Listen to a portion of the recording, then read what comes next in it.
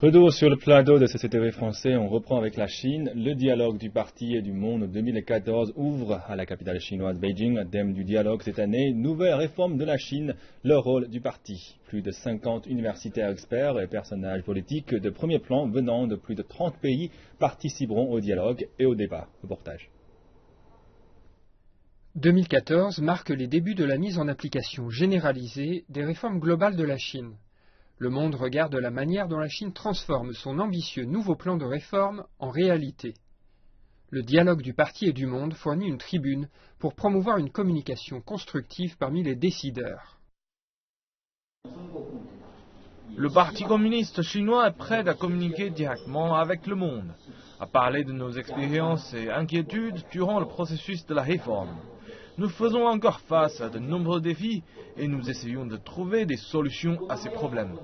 Nous sommes prêts à apprendre des expériences d'autres pays et à conduire les projets de réforme qui sont en phase avec la tendance mondiale et aussi qui correspondent aux attentes du peuple chinois.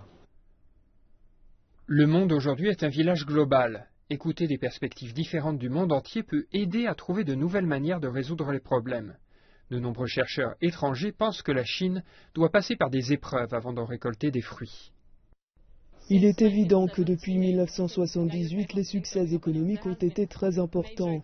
Mais il est trop tôt, à mon avis, pour évaluer la dernière nouvelle réforme, celle qui a suivi le 3e plénum et les réformes des dirigeants Xi Jinping et Li Keqiang. Il y a bien sûr beaucoup d'ambition lorsque vous regardez la liste de réformes qui devraient être mises en place.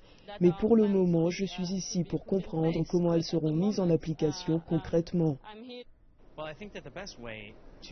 Le meilleur moyen d'aboutir à la réforme est de continuer la voie de l'ouverture de l'économie chinoise.